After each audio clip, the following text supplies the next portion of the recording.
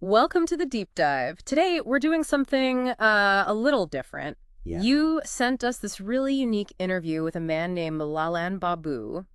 He was featured on a YouTube channel, Intia Sogan Viveo, presented as a, quote, real Bihari youth. Right, I remember finding that one. It What? seemed, well, distinctive. Distinctive is a good word. So our mission today is to unpack his fascinating, often pretty humorous perspectives on life in Bihar, just as he presents them in this very lively chat. Sounds good. You were looking for a quick but thorough understanding, so this should be interesting. Let's dive right in then. Okay, so what's fascinating right off the bat is that the original YouTube video title calls it a fake podcast Yeah. with Bihari Yuvalel and Babu. A fake podcast, yeah.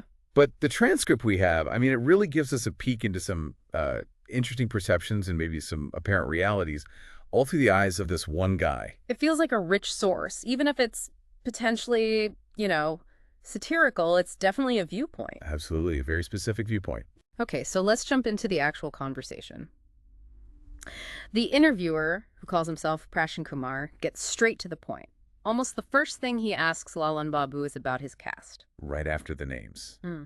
That immediate focus, it's quite revealing, isn't it? It really is. It immediately highlights how significant that social structure can be in just meeting someone, at least in the interviewer's mind here. And Lalan Babu's reaction is just as telling. How so? Well, he sort of expresses discomfort, maybe surprise, that after giving his name, which, by the way, the transcript note sounds like a high caste name, the very next question is about his jat, his caste. Oh, okay. He even jokes at first, like denying he belongs to any specific caste. But the interviewer, Prashan Kumar, just pushes past that, right?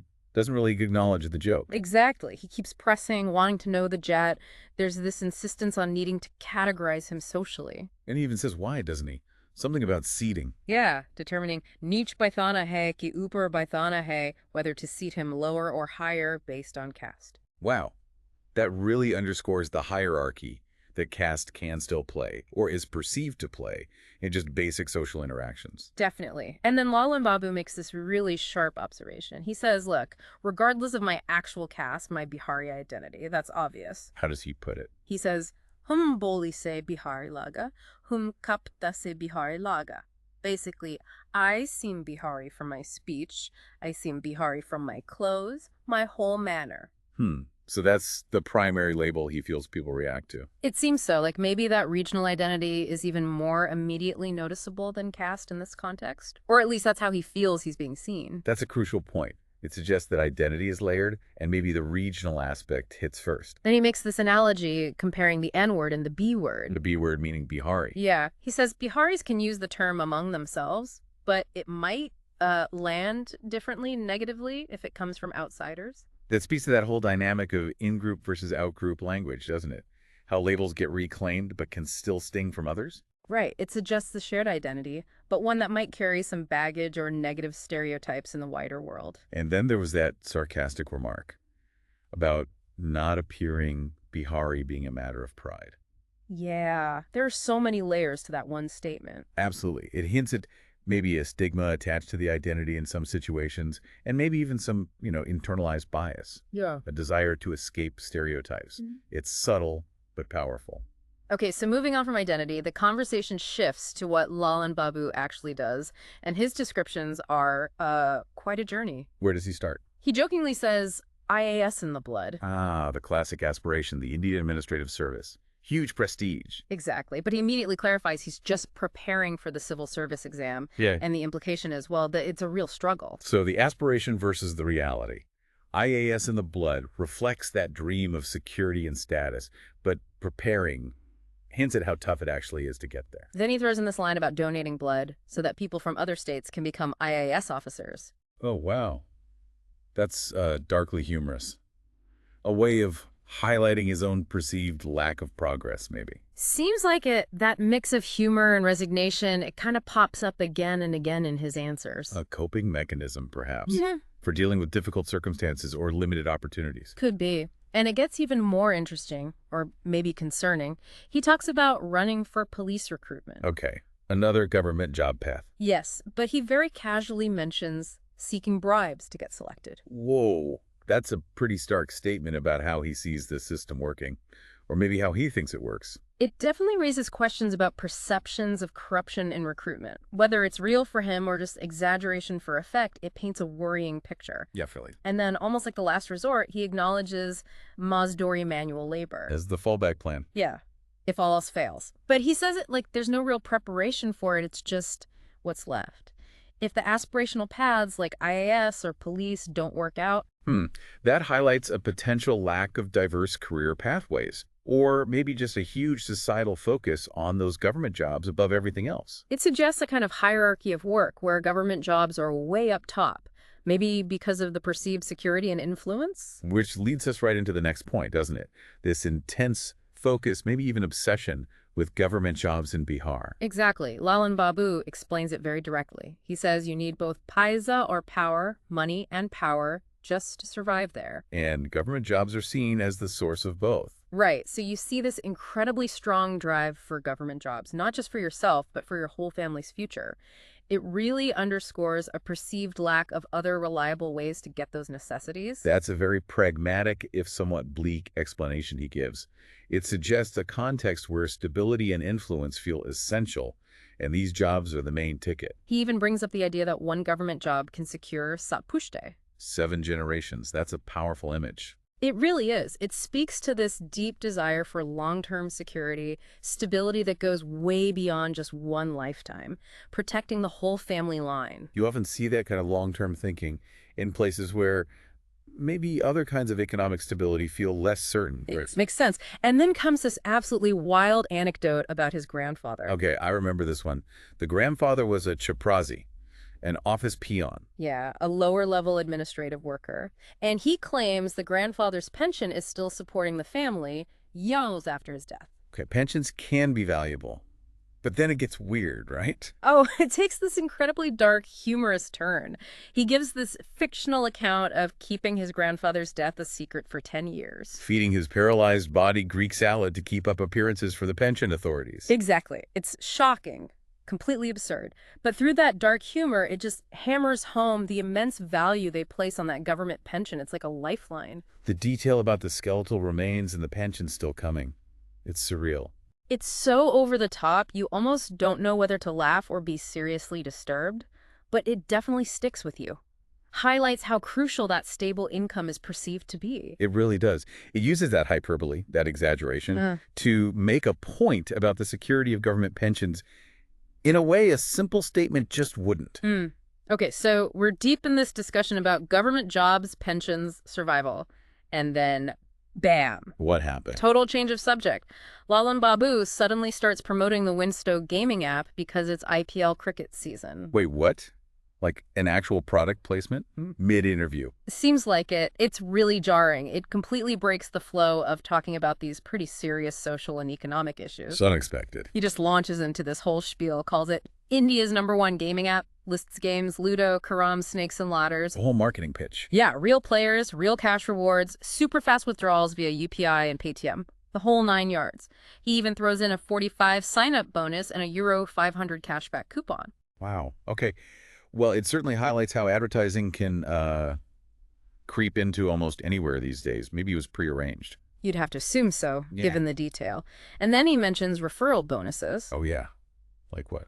A superbike, an iPhone, a trip to Goa, even a Mahindra Thar SUV. Seriously. From referring people to a gaming app. According to him, it's like we suddenly cut to a commercial break right there in the middle of the conversation. It definitely pulls you out of the previous topic, unemployment, pensions, and drops you right into online gaming and referral prizes. A huge contrast. Right. It's almost comical, seamlessly going from his dead grandfather's pension supporting the family to, hey, download this app, win a superbike. It definitely keeps you on your toes. It certainly does. So after that, unexpected detour into gaming apps. And where does the conversation go next? It circles back to Lalan Babu's background, specifically his education. And he claims he's intelligent because he studied from the Bihar board, which he describes as really tough. Interesting. There are often perceptions, fair or not, about different state education boards in India. So him saying the Bihar board is tough, maybe that's a point of pride, pushing back against stereotypes. Could be. But then he explains why it's tough. And this is where it gets, well, truly bizarre. and clearly satirical. How so? He claims they learn physics in Bhojpuri, the regional language. Physics in Bhojpuri, that's unusual. And then he starts reading from the supposed textbook. It's completely outlandish. He says it calls Newton a big idiot. Seriously, okay. This is definitely satire. Oh, absolutely. And the physics problems involve Voji, sister-in-law, and Devar, brother-in-law, in these weird scenarios. Like what? I need an example. Okay, get this. He describes a problem where two brothers-in-law are licking the sister-in-law's navel with 30 newtons of force. Oh my God. And then asks what happens with three brothers-in-law, and his answer involves the Baya, the elder brother, who wasn't even in the question. It's pure comedy. Wow. Okay. So using this really crude, exaggerated humor to maybe make a point about what? The education system, the language. Maybe about a disconnect between academic theory and real life, or just how absurd things can seem. The Bhojpuri element might be a comment on the language of instruction, too. It's hard to pin down one single meaning. And what's his conclusion after all this supposedly rigorous, albeit fictional, education? That they end up becoming laborers anyway. So a very cynical take. All that tough education, and it leads back to manual work. Exactly. It's a sharp critique delivered through this absurd humor, suggesting the education system, in his view, doesn't really lead to better opportunities for many. Okay, that makes a strange kind of sense in a satirical way. Next up, the conversation dives into dowry in Bihar. Okay, a very serious issue. Dowry is illegal and harmful. Right. But Lalan Babu's perspective is, well, not what you'd expect. He calls it a batiya scene, a good thing. Provocative. Completely. It flies in the face of, common understanding and the law. It portrays dowry as deeply embedded, maybe even economically important, with some really disturbing justifications. He's definitely trying to get a reaction there. He even says taking less dowry is seen as wrong, while taking more gets praise. Wow. And then claims Bihar's entire GDP is based on dowry. Okay, that's clearly hyperbole. But it's a way of saying it's incredibly prevalent and economically significant, at least in his perception. Exactly. It underscores how entrenched it feels in the social norms and economic calculations he's describing. Did he mention that website idea? Oh, yeah. His satirical startup, calculatemydowry.com. Right. Such dark humor, isn't it? Reducing marriage and people to just a financial transaction you can calculate online. It really is. Stark and unsettling, like you said. And he even does a mock calculation for himself. How does that go? Based on a hypothetical low salary and no assets, he gets a dowry value of just $25,000. And he's clearly disappointed by it. So even in this fictional scenario, it highlights how a man's perceived value is tied to his economic status and potential dowry. Precisely. But then he does another calculation. This time he throws in vague details, his grandfather's pension, some cows, jewelry. Suddenly his value shoots up to 40 lakh. And he says that's his value in Bihar. Wow. So it's not just income, it's family assets, status, the whole package influencing the dowry expectation. That's quite telling. It really highlights how complex those calculations can be, according to him. But his justification for taking dowry, that's particularly disturbing. What does he say? He calls it security money for the bride. Security money. Hire references potential domestic violence, says the money is needed for medical care, or maybe even a TV to drown out her cries if she's being beaten. That is deeply cynical and awful. It normalizes the possibility of abuse and twists dowry into some kind of perverse protection payment. It's incredibly troubling. And if that wasn't enough, he explains why you need two Sali's sisters-in-law, as help with household chores and as a backup plan in case of divorce. A backup plan, meaning? Implying they could be married next if the first wife leaves or is divorced. That's just shocking. A completely patriarchal view, seeing women as interchangeable domestic labor and, well, backup wives. So callous. Yeah. It reveals a really ingrained, problematic perspective on marriage and women's roles. Okay, let's shift gears. What about prohibition? Bihar has an alcohol ban, right? It does, and Lalan Babu outlines some incredibly humorous, but also frankly concerning ways people supposedly get intoxicated despite the ban. The fact he has a list suggests some determination to get around it. Definitely. Though the methods sound more like dark comedy than practical advice. But maybe it speaks to a certain defiance. What kind of methods are we talking about? Well, first he mentions boiling two lizards and feeding the water to family members to distract them so he can get access to ganja marijuana. Boiling lizards. Wow. Okay, that's extreme and potentially dangerous. Then there's going to a cycle repair shop to get a tire tube to lick for intoxication. Rook tire tube. These sound like acts of desperation, honestly. They really do. Even if exaggerated, it suggests people might seek out really harmful alternatives if regular alcohol isn't available. What else? Making lauki sabzi, that's a bottle gourd dish, but adding hand sanitizer to it, letting it rot, and then smelling it to get high. Smelling rotten, sanitized gourd.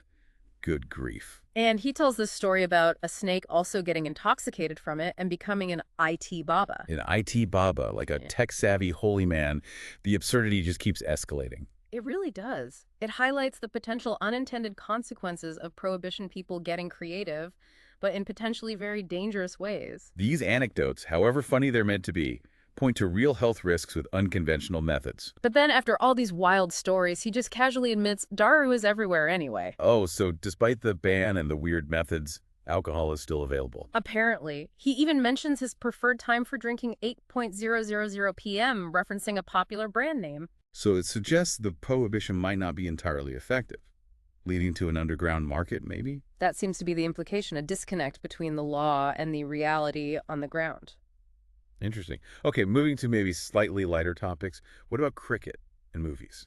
Yeah, he touches on those. For cricket, he supports Royal Challengers Bangalore, RCB. A popular IPL team. But he calls them Royal Challengers Bihar. Putting a local spin on it. Yeah. That shows that regional pride, finding ways to connect national things back home. Exactly. His taste in movies is specific. He prefers South Indian films. Why? He says it's because of a shared cultural background, and he specifies this means the craze for dhoti, the navel and women being in their place. Wow. Okay. That's quite a statement. Reflects a Right. certain kind of cinema, maybe catering to a specific male gaze and reinforcing traditional gender roles. A very subjective take on cultural background. Definitely subjective, potentially contentious, and then he gives these completely fictional reasons why Bihar doesn't have its own IPL team. Like what? One is that star player Virat Kohli refused to dance in the orchestra, which is apparently a type of local entertainment. Refused to dance in the orchestra. That's funny. Playing on stereotypes and cultural differences. And the other reason is that a potential coach was afraid of losing and having the loss blamed on Bihar. More lighthearted, satirical reasons playing on regional perceptions. Okay, let's delve back into education system challenges. This part is quite striking. Lalan Babu claims he's been in graduation doing his bachelor's degree for 8 years. 8 years for a standard undergraduate degree. That's incredibly long.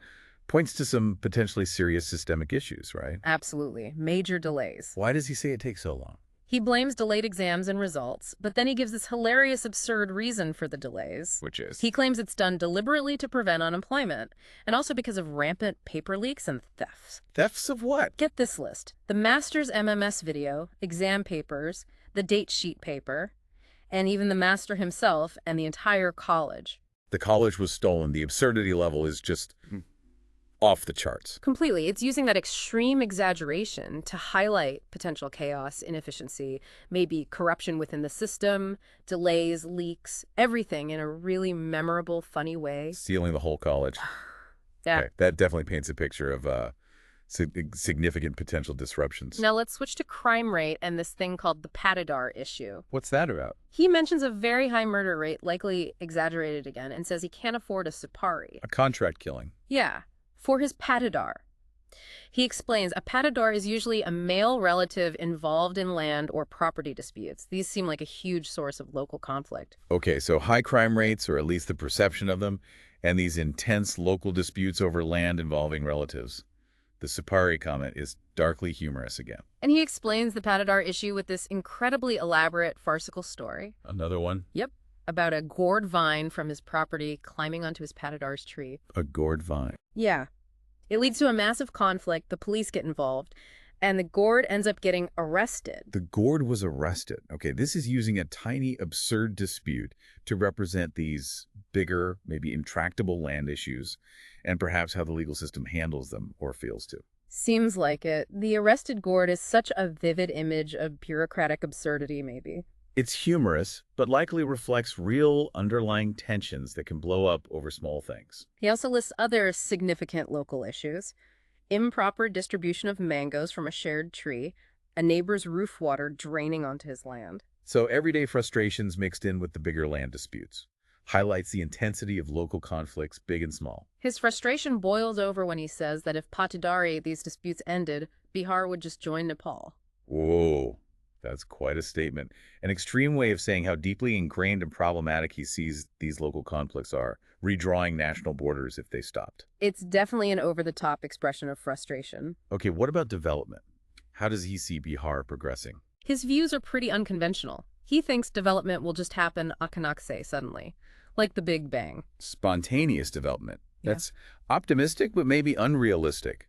Perhaps reflects a desire for rapid change, a feeling of being left behind. Could be. He even jokes about how it might happen. Everyone collectively lifting their longi, a traditional garment at night, and boom, instant development. That's certainly a memorable image.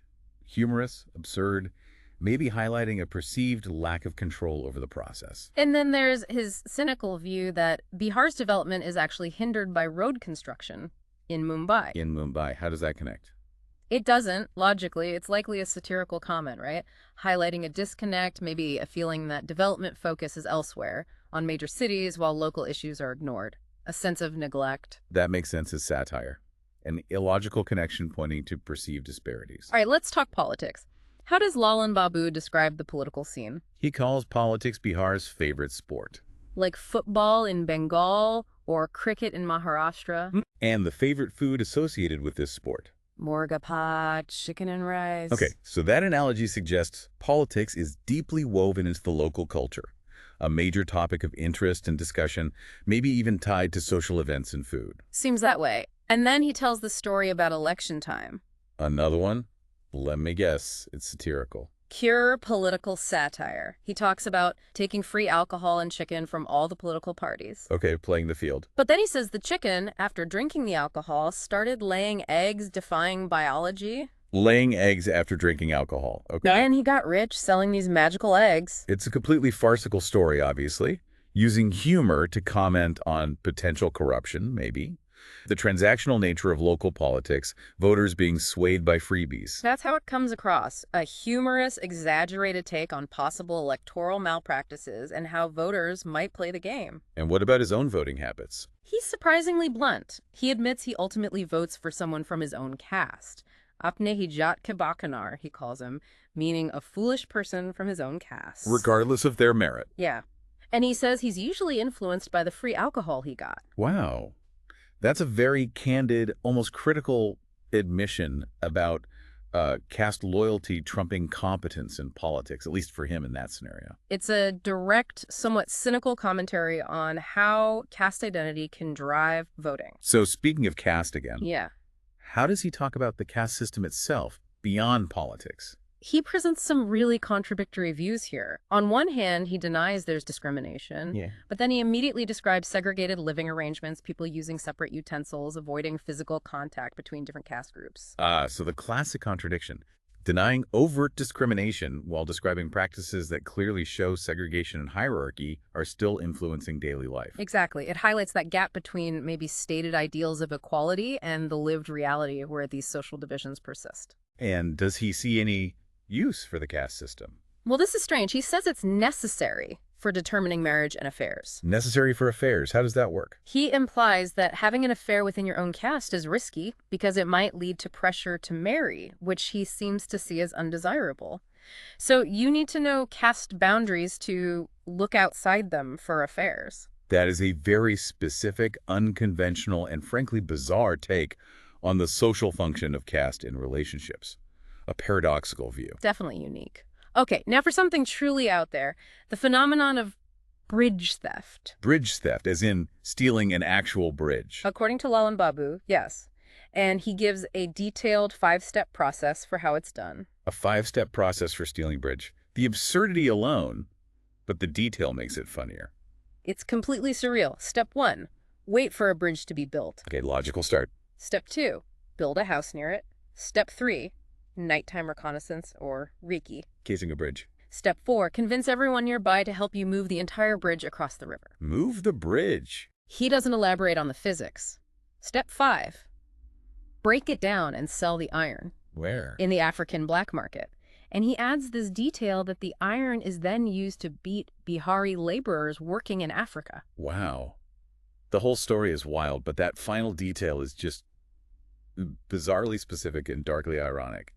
Is any of this based on reality or just pure satire? It's hard to imagine it's literal. It feels like extreme satire, maybe commenting on corruption, resource theft, maybe even migrant labor issues, all rolled into one impossible scenario. And did he give a reason why people supposedly steal bridges? Yes.